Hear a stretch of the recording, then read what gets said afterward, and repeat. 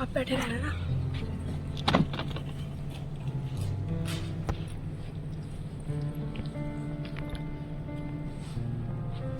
Hello.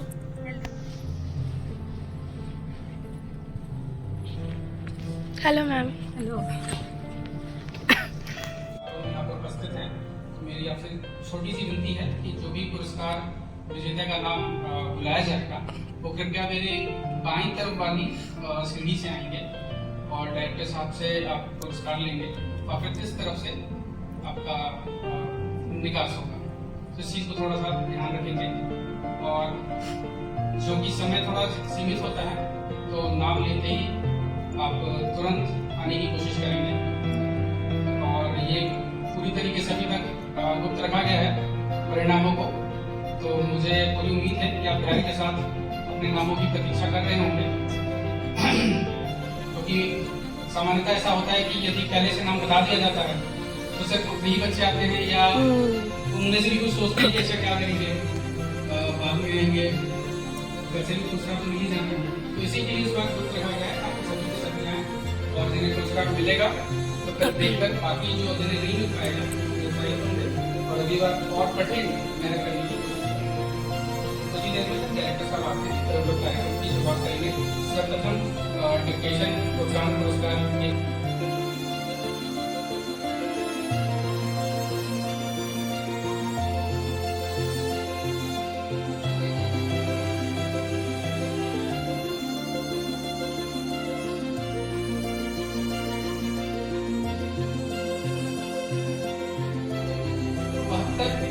पंजीकृत हमारे पास details आए थे और लगभग 200 से अधिक विद्यार्थियों सदस्यों ने कर्मचारियों ने पार्टिसिपेट किया और काफी कठिन स्पर्धा भी रही है, लेकिन निश्चित रूप से जो कड़ी मेहनत करते हैं उनको परिणाम अवश्य मिलता है। तो हम परिणामों का सिलसिला शुरू करते हैं और सर्वप्रथम मैं चाहूँगा कि हम शुरू करते हैं डिक्टेशन प्रोत्साहन योजना से। डिक्टेशन प्रोत्साहन योजना सामान्यतः हमारे जो एचओडीज हैं उनके लिए आयोजित की जाती है। इस योजना के तहत जो हमारे एचओडीज हैं वो जितना अधिक हिंदी में नोटिंग करते हैं, जो टिप्पणी लिखते हैं और जिनको स्टेनो अवेलेबल है उनके माध्यम से हिंदी में अधिक से अधिक फाइल की मूवमेंट करते हैं, तो उस श्रेणी में हिंदी में अधिक से अधिक कार्य करने के लिए उन्हें पुरस्कृत किया जाता है। मुझे खुशी है कि बताते हुए कि हम इस पुरस्कार को 2 क्षेत्रों में देते हैं, व क्षेत्र और ग क्षेत्र। ग क्षेत्र होता है जो हमारा नॉन हिंदी बेल्ट है और ग क्षेत्र हमारा हिंदी स्पीकिंग बेल्ट है। रायपुर छत्तीसगढ़ ग क्षेत्र में आता है और ये हिंदी स्पीकिंग बेल्ट है। ग क्षेत्र में हम लोगों ने 5 पुरस्कार यहाँ पर दिए जाएंगे, जिनमें प्रथम द्वितीय तृतीय और 2 प्रोत्साहन पुरस्कार ग क्षेत्र में। तो मैं आमंत्रित करना चाहूँगा ग क्षेत्र से डॉक्टर विराट मल्होत्रा सर को प्रोत्साहन पुरस्कार के, यदि सर उपस्थित हो तो उपस्थित नहीं हो पाए। उसके बाद प्रोत्साहन पुरस्कार में मंच पर ही बैठे हैं डॉक्टर आलोक चंद्र अग्रवाल सर। निश्चित रूप से आलोक चंद्र अग्रवाल सर जो हमेशा हमारे मार्गदर्शक के रूप में रहते हैं, सर को प्रोत्साहन पुरस्कार दिया जा रहा है। और जोरदार तालियां संस्थान के अधिष्ठाता जब हिंदी में अपना कार्य करते हैं उससे संस्थान को बढ़ोतरी मिलती है, संस्थान हिंदी की दिशा में आगे बढ़ता है। धन्यवाद महोदय। इसी क्रम में मैं आमंत्रित करना चाहूंगा तृतीय पुरस्कार विजेता डॉक्टर अनिल कुमार गोयल सर को। प्राध्यापक अनिल कुमार गोयल सर, प्राध्यापक एवं विभाग अध्यक्ष बाल चिकित्सा विभाग।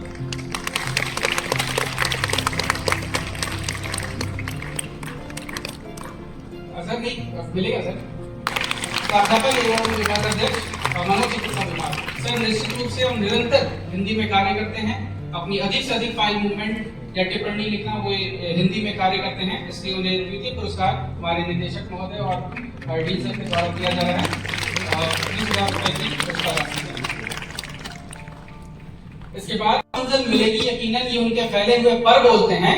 अक्सर खामोश रहते हैं वो, अक्सर खामोश रहते हैं वो, जमाने में जिनके हुनर बोलते हैं। मैं आमंत्रित करना चाहूंगा डॉक्टर मुदासिर रवींद्र मैडम को, सह प्राध्यापक एवं विभाग अध्यक्ष नाभिकीय चिकित्सा विभाग। प्रथम पुरस्कार मैडम ने लगभग 80,000 शब्दों में हिंदी में टिप्पणी की है और लगभग 25,000 रुपए की पुरस्कार राशि यहाँ पर उन्होंने जीता है और हम लोगों का सबका मनोबल बढ़ाया है। डॉक्टर मुदालशा रवीना, सह प्राध्यापक एवं विभागाध्यक्ष नाभिकीय चिकित्सा विभाग, प्रथम पुरस्कार। हिंदी निश्चित रूप से गैर हिंदी भाषी होने के बावजूद भी तृतीय पुरस्कार मैडम को प्रदान किया जा रहा है, श्रीमती पल्लवी झा। और इसी के साथ नरेंद्र कुमार ठाकुर, लेखा विभाग, तृतीय विभाग। नरेंद्र कुमार ठाकुर, लेखा विभाग, तृतीय पुरस्कार के लिए आप तैयार हैं। लेखा विभाग में भी हिंदी में अधिक से अधिक कार्य करने के लिए श्री नरेंद्र कुमार ठाकुर को दिया जा रहा है पुरस्कार। और इसी क्रम में मनीष कुमार माणिक को भी, मनीष के लिए विजय कुमार जी को भी मैं आमंत्रित करना चाहूंगा, वे भी मंच में आए। मनीष कुमार माणिक को भी।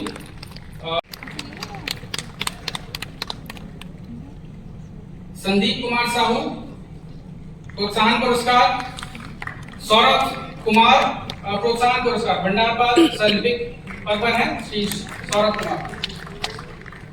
कर्मचारियों की श्रेणी में रूपाली शर्मा मैडम पुरस्कार ग्रहण करते हुए, इसके बाद ऐश्वर्य कुमार विश्वास, संदीप कुमार साहू, सौरभ कुमार।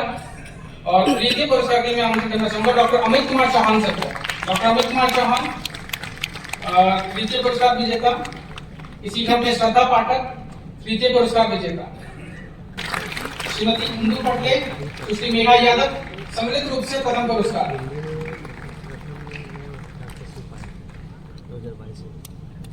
इसी क्रम को आगे बढ़ाते हुए हम चलते हैं काव्य पाठ प्रतियोगिता की तरफ। काव्य पाठ प्रतियोगिता में निश्चित रूप से एक से बढ़कर एक कविताएं हमारे पास आई और काव्य पाठ प्रतियोगिता तृतीय पुरस्कार और मनीषा चोयल द्वितीय पुरस्कार। मनीषा चोयल द्वितीय पुरस्कार। और एक बहुत ही सुंदर कविता प्रस्तुत करते हुए मैं आमंत्रित करना चाहूंगा डॉक्टर मितुल सुहाने। डॉक्टर मितुल सुहाने को प्रथम पुरस्कार दिया जा रहा है। बहुत ही सुंदर और मार्मिक कविता उन्होंने प्रस्तुत की। डॉक्टर मितुल सुहाने को प्रथम पुरस्कार। तृतीय पुरस्कार लेते हुए और फिर मनीषा चोयल और डॉक्टर मितुल सुहाने। काव्य प्रतियोगिता में हमारे कर्मचारी और संघ सदस्य भी हमेशा अग्रसर रहे हैं। मैं आमंत्रित कर, उन्होंने बहुत ही सुंदर कविता प्रस्तुत की। प्रोत्साहन पुरस्कार गोपाल शर्मा, प्रोत्साहन पुरस्कार गोपाल शर्मा महोदय, प्रोत्साहन पुरस्कार। इसी क्रम में आमंत्रित करना चाहूंगा मैं डॉक्टर सत्यदेव शर्मा सर को तृतीय पुरस्कार। आज के हमारे समाज पे जो समस्याएं चल रही हैं उसको निश्चित रूप से सर ने अपनी कविता के माध्यम से प्रकाशित किया। गोपाल शर्मा प्रोत्साहन पुरस्कार। डॉक्टर सत्यदेव शर्मा सहायक प्राध्यापक है सर, मूत्र रोग विभाग में, सर को तृतीय पुरस्कार। इसी क्रम में बहुत ही में है, बाद में कोई पुरस्कार ग्रहण करेंगे। हम आगे बढ़ते हैं आशुभाषण प्रतियोगिता की तरफ। संदीप कुमार साहू तृतीय पुरस्कार, गोपाल शर्मा प्रोत्साहन पुरस्कार। द्वितीय पुरस्कार जाता है अमित कुमार बंजारी सर को। अमित कुमार बंजारी सर द्वितीय पुरस्कार। पुरस्कार जीता है उमेश कुमार पांडे। श्री उमेश कुमार पांडे कनिष्ठ स्वागत अधिकारी, प्रथम पुरस्कार, जिन्होंने लगभग 50 में से 43 अंक अर्जित किए। और प्रथम पुरस्कार श्री उमेश कुमार पांडे। इसी क्रम में श्रुति ने प्रतियोगिता की तृतीय पुरस्कार। संदीप साहू यहाँ पर उपस्थित। और इसके बाद मोना चौबे मैडम तृतीय पुरस्कार।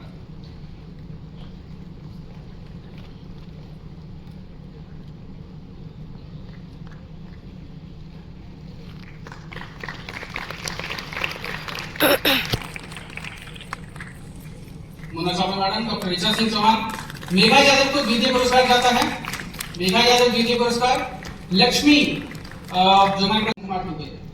ऐश्वर्य कुमार कनिष्ठ प्रशासनिक सहायक, प्रशासनिक विभाग।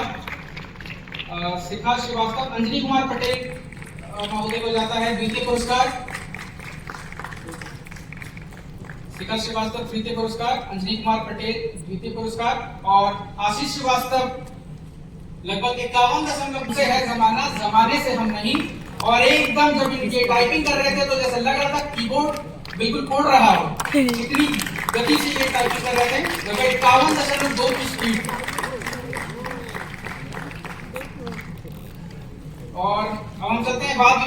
प्रतियोगिता की तरफ वाद विवाद प्रतियोगिता में और उसको संभालते हुए सौरभ कुमार सर MSSO को मैं आमंत्रित करना चाहूंगा प्रोत्साहन पुरस्कार के लिए।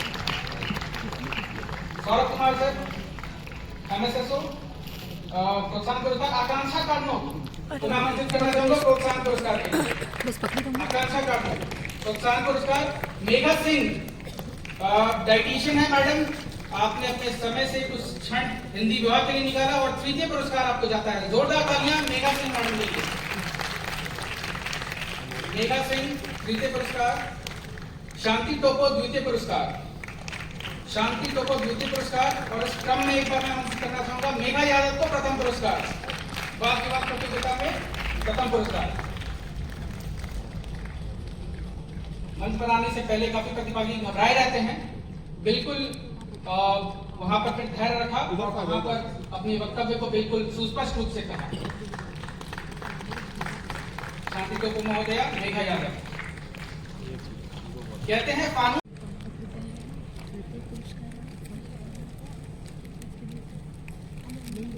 और इस प्रश्नोत्तरी प्रतियोगिता और हमारी अंतिम प्रतियोगिता के प्रथम पुरस्कार विजेता के रूप में मैं आमंत्रित करना चाहूंगा जिनकी अनुभव और गणितीय दिमाग का अनुभव इसका बहुत ही सुंदर उदाहरण इन्होंने स्पष्ट किया। तो इसी क्रम में ये हिंदी पखवाड़ा प्रतियोगिताओं का परिणाम आप सबों के समक्ष रहा है। हमारे स्टाफ के साथी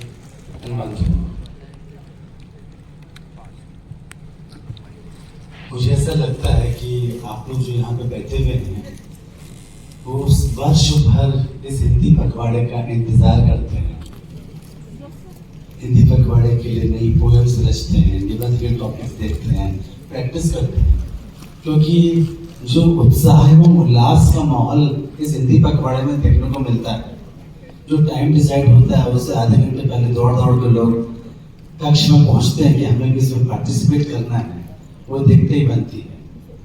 और मधुरागी जी उनकी टीम इसके अंत जब कैश प्राइजेस के साथ करते हैं तो सोने में सुहागा लग जाता है। आज गला बैठने के कारण मैं इससे ज्यादा नहीं बोलूंगा, लेकिन ये अच्छा है कि क क्षेत्र में हम रहने वालों के लिए आप लोग आदर्श बने हैं और लोग हिंदी में कार्य करना चालू करेंगे, क्योंकि हमारी मातृभाषा, हमारी राजभाषा तो हिंदी ही है। तो यदि हम हिंदी का प्रयोग करेंगे तो हमारे मरीजों से भी हम अच्छे से बात कर पाएंगे। धन्यवाद। और सभी छात्रों को ये उम्मीद दी कि आने वाले समय में भी जब हम प्रतियोगिताएं आयोजित करेंगे तो निश्चित रूप से हम और बढ़ चढ़ कर हिस्सा लेंगे और अधिक से अधिक पुरस्कार जीतेंगे। इसी क्रम में आप जिस वक्तव्य का आप सभी को इंतजार है, जी हाँ मुझे भी इंतजार है, और मैं आमंत्रित करना चाहूंगा हमारे संस्थान के प्रमुख lieutenant general Ashok Jindal sir को।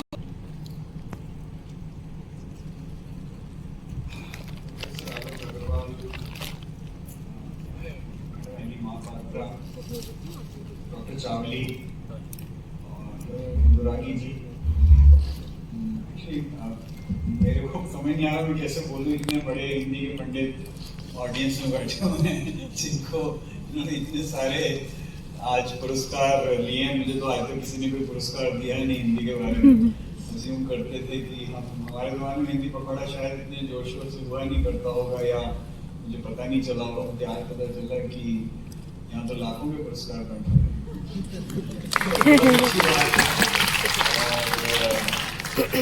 ये जो हिंदी पखवाड़ा हुआ ये बहुत अच्छा हुआ। और जैसे कि हम लोग क क्षेत्र में बैठे हुए हैं और अच्छा लगा कि ग भी होता है ना, ग क्षेत्र जो कि हमारे गैर हिंदी भाषी प्रदेश हैं, जो कि जनरली जो मेरा तो ये था कि शायद ये सिर्फ साउथ इंडिया के लोग ग क्षेत्र में हैं, लेकिन जब मैंने देखा मैडम अली महापात्र भी वहाँ आती हैं तो मेरा वो बिल्कुल ही बदल गया। मुझे नहीं पता था बंगाल और ओडिशा भी इस क्षेत्र में आते हैं।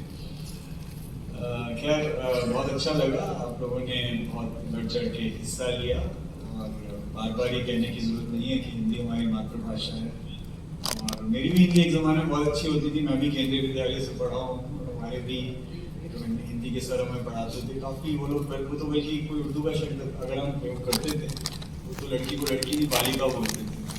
उन्होंने आज तक लाइब्रेरी को पुस्तकालय ही कहा। मतलब उस जमाने के ऐसे ऐसे पंडितों से हमारी पढ़ाई हुई थी, लेकिन फिर क्या हुआ, मेडिकल कॉलेज में आ गए और फिर अंग्रेजी की पुस्तकें और हम लोग करप्टेड हो गए। धीरे धीरे इंग्लिश में बोलना शुरू कर दिया, फिर कहाँ हिंदी थोड़ा पिछड़ती गई, नजर नहीं आया। लेकिन फिर भी डॉक्टर्स और पैरामेडिकल स्टाफ का तो कभी हिंदी से पाला छूट ही नहीं सकता, क्योंकि हम लोग सब, चाहे वो मेडिकल के हों, चाहे डॉक्टर्स हों, चाहे नर्सिंग स्टाफ हों, चाहे पैरामेडिकल हों, आपको तो चाहे किसी क्षेत्र में हो, या तो आप हिंदी में बात करेंगे या आप इस देश की भाषा में बात करेंगे। जैसे आप उड़ीसा में तो उड़िया से बात करेंगे, या केरला में तो मलयालम में बात करेंगे, और इन सब से ही हमारा देश में अनेकता में एकता हम मानते हैं। अनेक, बल्कि किसी ने कहा था कि एक ऐसा देश